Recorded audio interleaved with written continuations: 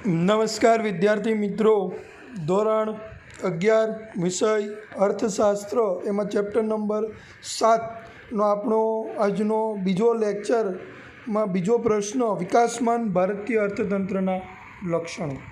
વિકાસમાન ભારતીય અર્થતંત્રના લક્ષણો મિત્રો 5 માર્ક્સમાં 3માંથી એક પ્રશ્ન, કાં તો પ્રાચીન ભારતીય અર્થતંત્ર, સ્વતંત્રતા પછીનું ભારતીય અર્થતંત્ર અથવા તો વિકાસમાન ભારતીય અર્થતંત્રના લક્ષણો. આ 3માંથી એક પ્રશ્ન પૂછાય જ છે. એમાં છે આર્થિક વૃદ્ધિ, રાષ્ટ્રીય આવકમાં વિવિધ ક્ષેત્રનો ફાળો, માથાદીઠ આવક, રોજગારીનું સ્તર ને એ પછીનો ટૉપિક છે મિત્રો પાયાની સુવિધાઓ. બરાબર, એના પેટા ટોપિક અલગ અલગ આવશે, એ આપણે જોતા જઈશું. પરંતુ આ 5 ટોપિક છે. એમાં આર્થિક વૃદ્ધિ, ભારતીય અર્થતંત્રએ વર્ષ 1970 પછી આર્થિક વૃદ્ધિની ઝડપ વધારી છે. તેમાં પણ ખાસ કરીને 1990-91ના આર્થિક નીતિના પરિવર્તનો બાદ આર્થિક વૃદ્ધિનો દર કેટલો હતો? 6.8% વાર્ષિક ધોરણે વૃદ્ધિ પામ્યો છે. જ્યારે ભારત દેશનો આર્થિક વૃદ્ધિનો દર 1950-51થી 1990-91 દરમિયાન માત્ર 3.5%ના વાર્ષિક ધોરણે વૃદ્ધિ પામતો હતો. પરંતુ વર્ષ 2012-13 બાદ 14-15માં આર્થિક વૃદ્ધિનો દર ફરીથી મંદ પડ્યો અને વાર્ષિક ધોરણે 5%થી નીચે દરે વૃદ્ધિ પામે છે. જો કે ભારતીય અર્થતંત્ર ફરીથી ઉચ્ચ આર્થિક વૃદ્ધિ દરે વધશે અને ઝડપથી સાનુકૂળ પરિણામો લાવશે તેવી વિશ્વ આશા રાખે. આ વાર્ષિક વૃદ્ધિ દર એટલે કે આખા વર્ષ દરમિયાનનું મિત્રો દર્શાવે, જે ખૂબ જ નીચો જોવા મળે છે. જેથી ભારતની સાધન ભાવોની ચોખ્ખી રાષ્ટ્રીય આવક સ્થિર ભાવે ગણાય છે અને તે વર્ષ 1950-51માં ફલિત થાય છે 2,69,724 કરોડ હતી, જે વધીને 2013-14માં કેટલી થઈ? 87,51,834 કરોડ સુધી વૃદ્ધિ પામી છે. આમ તે 63 વર્ષના સમયગાળામાં ચોખ્ખી રાષ્ટ્રીય આવકમાં 18 ગણો વધારો જોવા મળે છે. એ પછી આવે છે રાષ્ટ્રીય આવકમાં વિવિધ ક્ષેત્રોનો ફાળો. વિવિધ ક્ષેત્રો એટલે 3 ક્ષેત્રો: ખેતી, ઉદ્યોગ અને સેવા. આગળ તમે આ 3 ક્ષેત્રો ભણી ચૂક્યા છો, એટલે એ પ્રમાણે જ આંકડા છે એ ટેલી કરી લેવાની જવાબદારી તમારી રહેશે. ભૂલ છે પણ ક્યાં ભૂલ છે હું કહેવાનો નથી. જો હું બધું કહી દે તમે હું કરશો. રાષ્ટ્રીય આવકમાં વિવિધ ક્ષેત્રોનો ફાળો ભારતની આર્થિક વૃદ્ધિ માપન અંગેનું આ એક મહત્ત્વનું માપદંડ છે, જેમાં ખેતી ક્ષેત્રનું પ્રદાન રાષ્ટ્રીય આવકની આપેલ માહિતી પરથી સ્પષ્ટ થાય છે. લગભગ 63 વર્ષના અનુભવ પરથી સાબિત થાય છે કે રાષ્ટ્રીય આવકમાં ખેતી ક્ષેત્રનો ફાળો સતત કેવો થતો ગયો છે? ઘટતો ગયો છે. જ્યારે ઉદ્યોગ અને સેવા ક્ષેત્રનો ફાળો સતત વધતો ગયો છે. વર્તમાન રાષ્ટ્રીય આવકમાં સૌથી શ્રેષ્ઠ ફાળો આપનાર ક્ષેત્ર તરીકે સેવા ક્ષેત્ર છે, જેમાં કુલ 52.7% ફાળો આપી તે પ્રથમ ક્રમ પ્રાપ્ત કરે છે.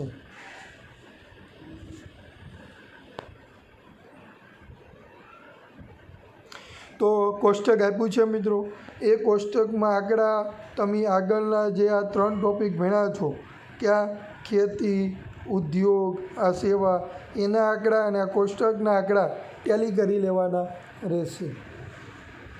1950-51માં ખેતી ક્ષેત્રમાંથી કેટલી રાષ્ટ્રીય આવકમાં ફાળાની વાત કરે છે? 53.1%. તે ઘટીને 1990-91માં 29.6% અને 2001-02માં કેવી 2.3% અને પ્રેઝન્ટ એટલે કે 2014-15માં 17.6% થઈ. જ્યારે ઉદ્યોગમાં રાષ્ટ્રીય આવકમાં ફાળો 1950-51માં 16.6% હતો, જે 1990-91માં વધીને 27.7% થયો, 2001માં વધીને 27.3% અને 2014-15માં 29.7% થયો. સેવા ક્ષેત્ર એટલે કે બાંધકામ ક્ષેત્ર, આ બધા ક્ષેત્રોનો સમાવેશ થાય છે. 50-51માં 30.3%, તે વધીને 90-91માં 42.7%, 2000-2001માં 50.4% અને 2014-15માં 52.7% થયું. એ પછી આવે છે માથાદીઠ આવક. ભારતમાં વર્ષ જોજો સ્થિર ભાવે છે, ડોલરમાં નથી, એ યાદ રાખજો. ડોલરમાં નથી, સ્થિર ભાવે છે. નગર કે સાહેબ આગળ $5,150 આપી, આમાં $7,114 આપ્યા હતા, તો વધુ નહીં બરાબર, પણ આ રૂપિયામાં આપેલી છે એ યાદ રાખજો. માથાદીઠ આવક ભારતમાં વર્ષ 1950-51માં માથાદીઠ આવક સ્થિર ભાવે $7,114 હતી, જે વર્ષ 2013-14માં વધીને $39,904 થઈ. રૂપિયામાં છે એ યાદ રાખજો. કુલ 63 વર્ષના સમયગાળામાં તે અંદાજે 4.5 ગણો વધારો સૂચવે છે, જેમાં વર્ષ 1950-51થી વર્ષ 1990-91ના ગાળા તરફ ધ્યાન કેન્દ્રિત કરતાં જણાય છે કે માથાદીઠ આવકમાં વાર્ષિક 1.6%ના દરે વૃદ્ધિ થઈ છે, જ્યારે વર્ષ 1990-91 બાદ લગભગ 5.5%ના વાર્ષિક દરે વૃદ્ધિ થવા પામી છે, જે સ્પષ્ટ કરે છે કે આર્થિક વૃદ્ધિની અસરને કારણે વૃદ્ધિનો દર ઝડપથી વધ્યો છે. એ પછી આવે છે રોજગારીનું સ્તર. તો રોજગારીનું સ્તર મિત્રો આગળ આંકડા આવી ગયા છે, એ જ પ્રમાણે તમારે આગળના ટોપિકમાં જે આંકડા આપ્યા છે એ પ્રમાણે જ આ કોષ્ટક બનાવવાનું છે. જો કોઈ આંકડામાં પોઈન્ટમાં પાછળ ફેરફાર હોય તો એ સુધારવાની જવાબદારી તમારી રહેશે. રોજગારીનું સ્તર મિત્રો, તો ભારતમાં રોજગારી માટે 3 ક્ષેત્રો ધારવામાં આવ્યા છે: પ્રાથમિક ક્ષેત્ર, ઔદ્યોગિક ક્ષેત્ર અને સેવા ક્ષેત્ર. આ ક્ષેત્રમાં પ્રાથમિક ક્ષેત્ર એટલે ખેતી ક્ષેત્ર. ખેતી ક્ષેત્ર અને ખેતી સાથે જોડાયેલી પ્રવૃત્તિઓ જેવી કે પશુપાલન, જંગલ, મરઘા ઉછેર વગેરેનો સમાવેશ થાય છે. ઔદ્યોગિક ક્ષેત્ર, તો ઔદ્યોગિક ક્ષેત્રમાં તમામ ઔદ્યોગિક ઉત્પાદન પ્રવૃત્તિનો સમાવેશ થાય છે, દાખલા તરીકે નાના મોટા ઉદ્યોગ, બાંધકામ ઉદ્યોગ છે, વહાણ ઉદ્યોગ બધા. અને સેવા ક્ષેત્રો, તો આ ક્ષેત્રોમાં વેપાર, વાહન વ્યવહાર, ખાણ, સંદેશા વ્યવહાર, બેન્કિંગ જેવી અન્ય ઇતર સેવાઓનો પણ સમાવેશ થાય છે. તો પ્રાથમિક ક્ષેત્રમાં એટલે કે ખેતી ક્ષેત્રમાંથી રોજગારી તો 1951-માં 72% હતી, આગળ 72%માં 72.1% આપી, 1991માં 66.9%, 2001માં 56.7% અને 2011-12માં 48.9%. તમે જોવો છો ઉત્તરોત્તર ખેતી ક્ષેત્રમાં રોજગારીનું પ્રમાણ ઘટતું જોવા મળે છે.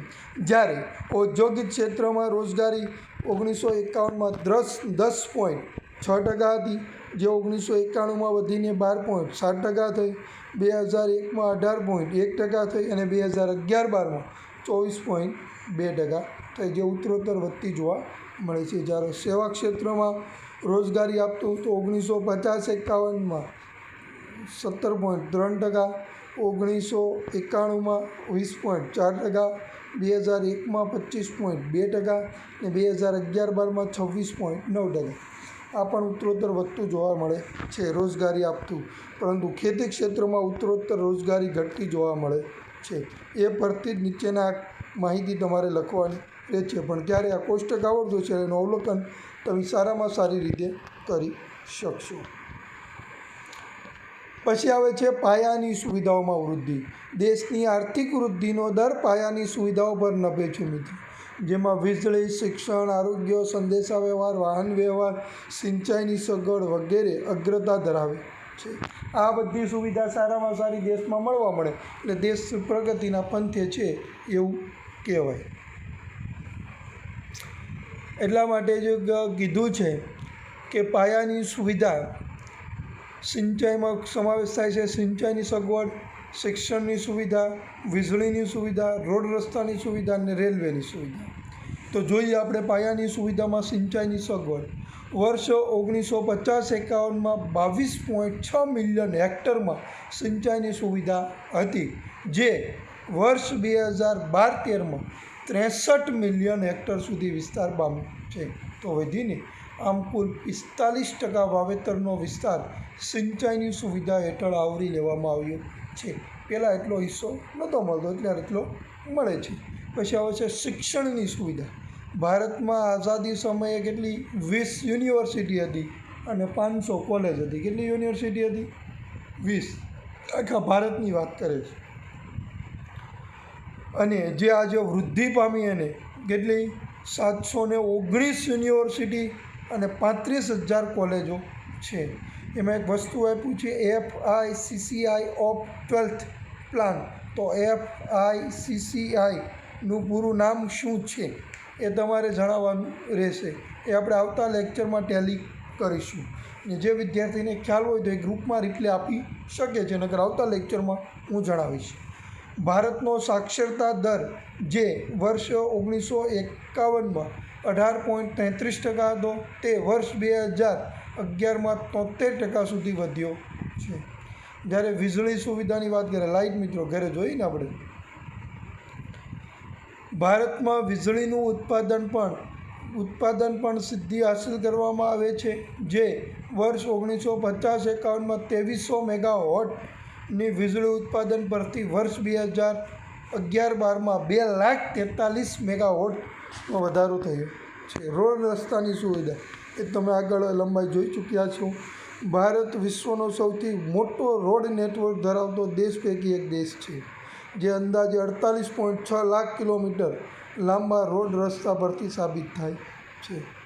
રેલવે સુવિધા મિત્રો, ભારતીય રેલવે વિશ્વમાં ચોથા નંબરનું, વિશ્વમાં જોજો અંડરલાઈન કરજો, 1 માર્ક્સનો ટૂંકો પ્રશ્ન. ભારતીય રેલવે વિશ્વમાં ચોથા નંબરનું સૌથી મોટું રેલવે નેટવર્ક ધરાવતું દેશ છે. અંદાજે 65,000 કિલોમીટર લાંબો રેલમાર્ગ ધરાવે છે. આજે ભારત વિશ્વના જાહેર થયેલા એપ્રિલ 2014ના અહેવાલ મુજબ સમખરીદ શક્તિના આધાર પર વિશ્વની સૌથી મોટી અર્થવ્યવસ્થામાં 3જા ક્રમે છે, જે વિશ્વ બેંકના આંતરરાષ્ટ્રીય સરખામણી કાર્યક્રમ IPICPનું પૂરું નામ તમારે 2011ના રાઉન્ડમાં અમેરિકા અને ચીન બાદ ભારતે સ્થાન પ્રાપ્ત કર્યું છે. આ ગર્વની વાત છે. આમ ભારતની અર્થવ્યવસ્થા જાપાનની અર્થવ્યવસ્થાથી આગળ વધી ચૂકી છે. જાપાનનો ક્રમ 4થો છે, જે અગાઉ 3જો હતો. એટલે એને કહેતા સારી સ્થિતિ મેળવી તો 3જો ક્રમ ભારતને મેળવ્યો હોય ને. જ્યારે ભારતીય અર્થવ્યવસ્થા 2005માં સર્વેક્ષણમાં કેટલામાં ક્રમે હતી? 10મા ક્રમે હતી. અને ભારતે વિશ્વના દેશોની સરખામણીમાં અદ્ભુત વિકાસ સાધ્યો છે. આ સ્વાધ્યાયનો મિત્રો આપણે રેગ્યુલર ઓફલાઈનમાં તમને ખ્યાલ જ છે, આ પહેલો બીજો પ્રશ્ન લખવાનો છે. તૈયારી કરજો. આંકડાથી ભરપૂર ચેપ્ટર છે. તૈયારી કરશો તો જ ખ્યાલ આવશે. આની સાથે જ આપણું 7મું ચેપ્ટરની પૂર્ણાવતિ થાય છે. રીડિંગ કરવું અતિ આવશ્યક છે. ઓફલાઈન અભ્યાસક્રમ નથી, નકર તો આપણે ફેસ ટુ ફેસ પ્રશ્નોત્તરી થાય એટલે ના છૂટકે પણ તમારે રીડિંગ કરવું પડતું હતું, પરંતુ તમારા માટે ફાયદાકારક છે એટલે રીડિંગ કરવું અતિ આવશ્યક છે. અસ્તુ. જય હિન્દ, જય ભારત.